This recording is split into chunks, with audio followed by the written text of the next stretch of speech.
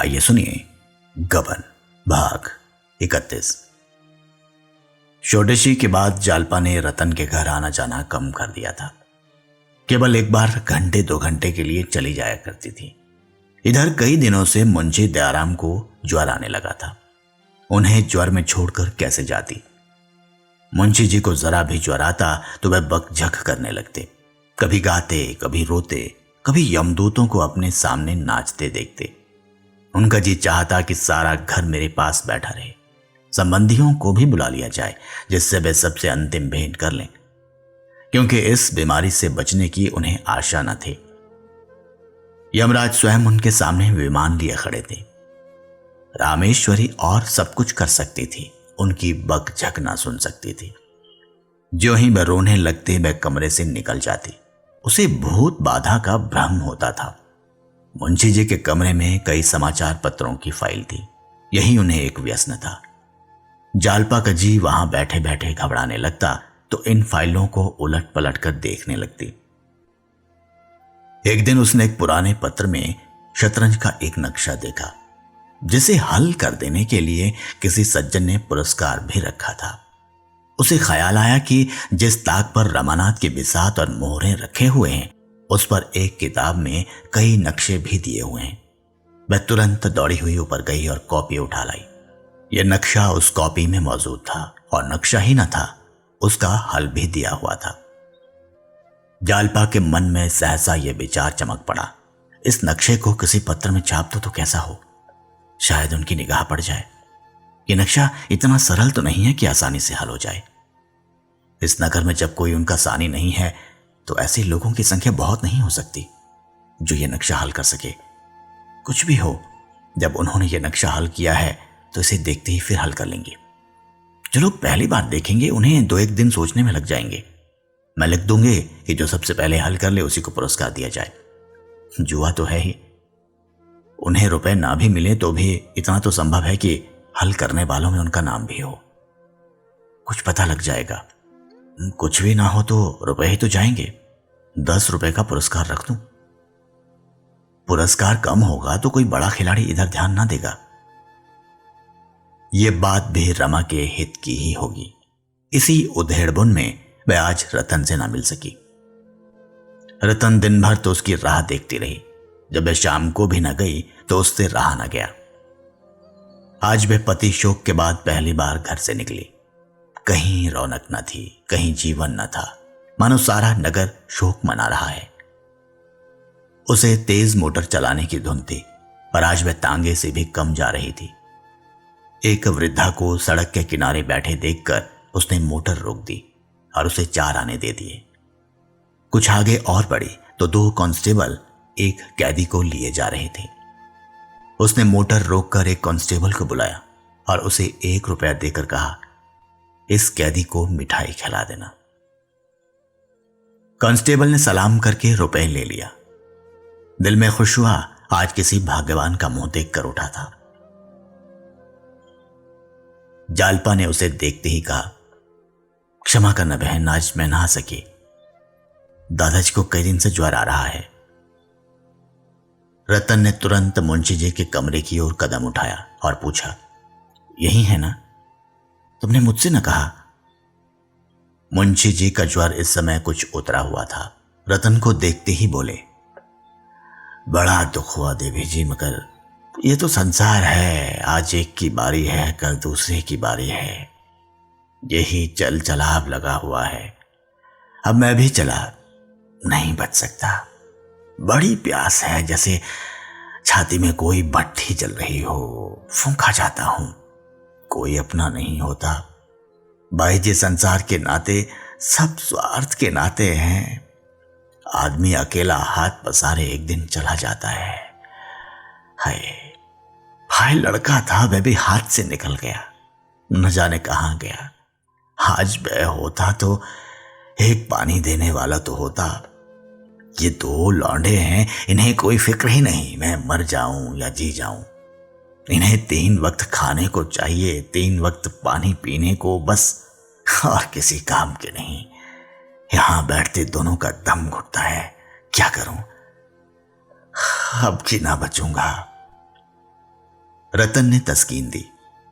यह मलेरिया है, 2-4 दिन में आप अच्छे हो जाएंगे, घबराने की कोई बात नहीं। मुंशी जी ने दीन नजरों से देखकर कहा, बैठ जाइए बहू जी, आप कहती हैं आपका आशीर्वाद है तो शायद बच जाऊं, लेकिन मुझे तो आशा नहीं है। मैं भी ताल ठोंके यमराज से लड़ने को तैयार बैठा हूं। अब उनके घर मेहमानी खाऊंगा। अब कहाँ जाते हैं बचकर बच्चा, ऐसा ऐसा रगे दूंगा कि वह भी याद करें। लोग कहते हैं वहां भी आत्माएं इसी तरह रहती है, इसी तरह वहां भी कचहरियां हैं, हाकिम है, राजा है, रंक है, व्याख्यान होते हैं, समाचार पत्र छपते हैं। फिर क्या चिंता है, वहां भी हलमद हो जाऊंगा, मजे से अखबार पढ़ा करूंगा। रतन को ऐसी हंसी छूटी कि वहां खड़ी न रह सकी। मुंशी जी विनोद के भाव से बातें नहीं कर रहे थे, उनके चेहरे पर गंभीर विचार की रेखा थी। आज 1.5-2 महीने के बाद रतन हंसी और इस असामयिक हंसी को छिपाने के लिए कमरे से निकल आई। उसके साथ ही जालपा भी बाहर आ गई। रतन ने अपराधी नजरों से उसकी ओर देखकर कहा, दादाजी ने मन में क्या समझा होगा, सोचते होंगे मैं तो जान से मर रहा हूं और इसे हंसी सोचती है। अब बहाना चाहूंगी, नहीं ऐसी ही कोई बात फिर कहेंगे तो मैं बिना हंसे ना रह सकूंगी। देखो तो आज कितने बेमौका हंसी आई है। वह अपने मन को इस उच्छृंखलता के लिए धिक्कारने लगी। जालपा ने उसके मन का भाव ताड़कर कहा, मुझे भी अक्सर इन्हीं बातों पर हंसी आ जाती है बहन। इस वक्त तो इनका ज्वर कुछ हल्का है, जब जोर का ज्वर होता है तब तो ये और भी उलझुल बकने लगते हैं, उस वक्त हंसी रोकनी मुश्किल हो जाती है। आज सवेरे कहने लगे, मेरा पेट भक हो गया, मेरा पेट भक हो गया, इसकी रट लगा दी। इसका आशय क्या था मैं ना समझ सकी, ना अम्मा समझ सकी, पर ये बराबर यही रट लगाए थे, पेट भक हो गया, पेट भक हो गया। आओ कमरे में चलें। रतन, मेरे साथ ना चलोगी? आज तो ना चल सकूंगी बहन, कल आओगी? दादा का जी कुछ हल्का रहा तो आऊंगी। नहीं भाई, जरूर आना, तुमसे एक सलाह करनी है। क्या सलाह है? मन्नी कहते हैं यहां रहकर क्या करना है, घर चलो, बंगले को बेच देने को कहते हैं। जालपा ने एकाएक ठिठक कर उसका हाथ पकड़ लिया और बोली, ये तो तुमने बुरी खबर सुनाई बहन। मुझे इस दशा में छोड़कर चली जाओगी? मैं ना जाने दूंगी। मन्नी से कह दो बंगला बेच दे, मगर जब तक उनका पता ना चल जाएगा मैं तुम्हें न छोड़ूंगी। तुमको ले 1 हफ्ते बाहर रही, मुझे एक एक पल पहाड़ हो गया। मैं ना जानती थी कि मुझे तुमसे इतना प्रेम हो गया है। अब तो शायद मैं मर ही जाऊं। नहीं बहन, तुम्हारे पैरों पड़ती हूं, अबे जाने का नाम न लेना। रतन की भी आंखें भर आई, बोली, मुझसे भी वहां ना रहा जाएगा, सच कहती हूं। मैं तो कह दूंगी मुझे नहीं जाना है। जालपा उसका हाथ पकड़े हुए ऊपर अपने कमरे में ले गई और उसके गले में हाथ डालकर बोली, कसम खाओ कि मुझे छोड़कर न जाओगी। रतन ने उसे अंकवार में लेकर कहा, लोग कसम खाती हूं न जाऊंगी, चाहे इधर की दुनिया उधर हो जाए। मेरे लिए वहां क्या रखा है? बंगला भी क्यों बेचूं? 200-250 मकानों का किराया है, हम दोनों की गुजर के लिए काफी है। मैं आज ही मन्नी से कह दूंगी मैं ना चाहूंगी। सहसा फर्श पर शतरंज के मोहरे और नक्शे देखकर उसने पूछा, ये शतरंज किसके साथ खेल रही थी? जालपा ने शतरंज के नक्शे पर अपने भाग्य का पासा फेंकने की जो बात सोची थी वह सब उससे कह सुनाई। मन में डर रही थी कि ये कहीं इस प्रस्ताव को व्यर्थ न समझे, पागलपन ना ख्याल करे। लेकिन रतन सुनते ही बाग बाग हो गई, बोली, 10 रुपए तो बहुत कम पुरस्कार है, 50 रुपए कर दो, रुपए मैं देती हूं। जालपा ने शंका की, लेकिन इतने पुरस्कार के लोभ से कहीं अच्छे शतरंजबाजों ने मैदान में कदम रखा तो? रतन ने दृढ़ता से कहा, कोई हरज नहीं, बाबूजी की निगाह पड़ गई तो वैसे जरूर हल कर लेंगे, और मुझे आशा है कि सबसे पहले उन्हीं का नाम आएगा। कुछ ना होगा तो पता तो लग ही जाएगा, अखबार के दफ्तर में तो उनका पता आ ही जाएगा। तुमने बहुत अच्छा उपाय सोच निकाला। मेरा मन कहता है इसका अच्छा फल होगा। मैं अब मन की प्रेरणा की कायल हो गई हूं। जब मैं इन्हें लेकर कलकत्ता चली थी उस वक्त मेरा मन कह रहा था वहां जाना अच्छा ना होगा। जालपा, तो तुम्हें आशा है? पूरी। मैं कल सवेरे रुपए लेकर आऊंगी। तुम्हें आज खत लिख रखूंगी। किसके पास भेजूं? वहां का कोई प्रसिद्ध पत्र होना चाहिए। वहां तो प्रजा मित्र की बड़ी चर्चा थी। पुस्तकालयों में अक्सर लोग उसी को पढ़ते नजर आते थे। तो प्रजा मित्र को ही लिखूंगी। लेकिन रुपए हड़प कर जाएं और नक्शा ना छापे तो क्या होगा क्या? 50 रुपए ही तो ले जाएगा। दमड़ी की हड्डियां खोकर कुत्तों की जात तो पहचान ली जाएगी। लेकिन ऐसा हो नहीं सकता। जो लोग देश हित के लिए जेल जाते हैं, तरह तरह के दोष सहते हैं, वे इतने नीच नहीं हो सकते। मेरे साथ आधा घंटे के लिए चलो तो तुम्हें इसी वक्त रुपए दे दूं। जालपा ने नीमराजी होकर कहा, इस वक्त कहां चलूं, कल ही आऊंगी। उसी वक्त मुंशी जी पुकार उठे, बहू बहू। जालपा तो लपकी हुई उनके कमरे की ओर चली। रतन बाहर जा रही थी कि रामेश्वरी पंखा लिए अपने को झलती हुई दिखाई पड़ गई। रतन ने पूछा, तुम्हें गर्मी लग रही है अम्मा जी? मैं तो ठंड के मारे कांप रही हूं। अरे, तुम्हारे पांव में ये क्या उजला उजला लगा हुआ है? क्या आटा पीस रही थी? रामेश्वरी ने लज्जित होकर कहा, हाँ, वैद्य जी ने इन्हें हाथ के आटे की रोटी खाने को कहा है।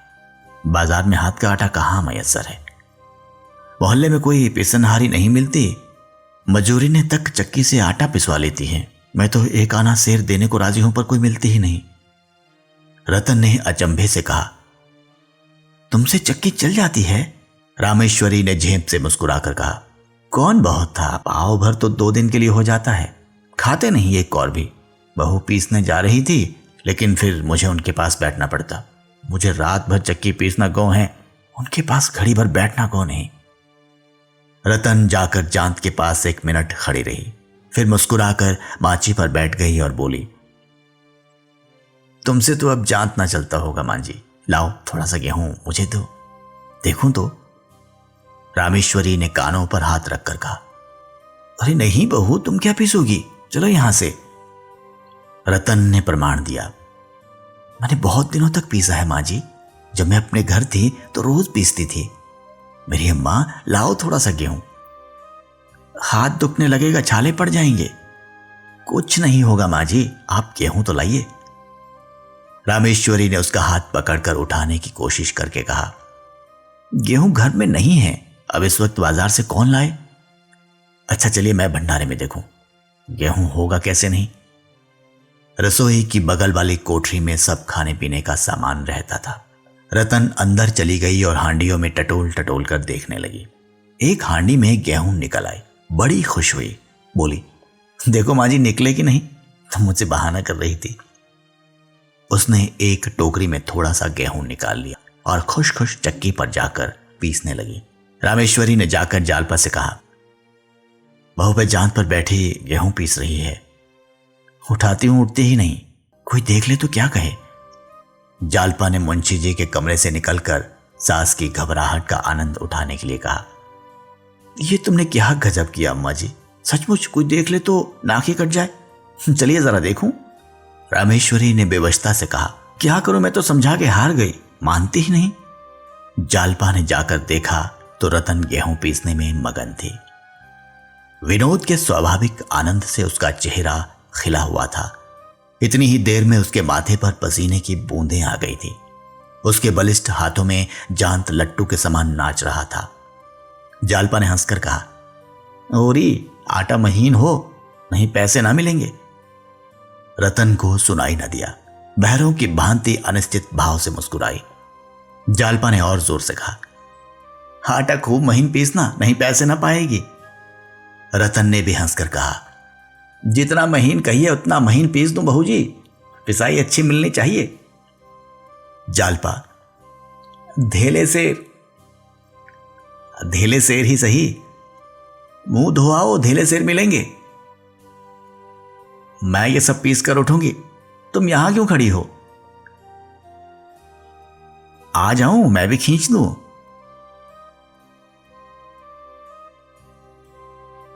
जी चाहता है कोई जांत का गीत गाऊं। अकेले कैसे गाओगी? अम्मा आप जरा दादाजी के पास बैठ जाएं, मैं अभी आती हूं। जालपा अभी जांत पर बैठी और दोनों जांत का ये गीत गाने लगी। मोही जोगिन बना के कहां गए रे जोगिया। दोनों के स्वर मधुर थे। जांत की घूमर घूमर उनके स्वर के साथ साज का काम कर रही थी। जब दोनों एक कड़ी गाकर चुप हो जाती तो जांत का स्वर मानो कंठ ध्वनि से रंजित होकर और भी मनोहर हो जाता था। दोनों के हृदय इस समय जीवन के स्वाभाविक आनंद से पूर्ण थे। न शोक का भार था न वियोग का दुख। जैसे दो चिड़ियां प्रभात की अपूर्व शोभा से मगन होकर चहक रही हों।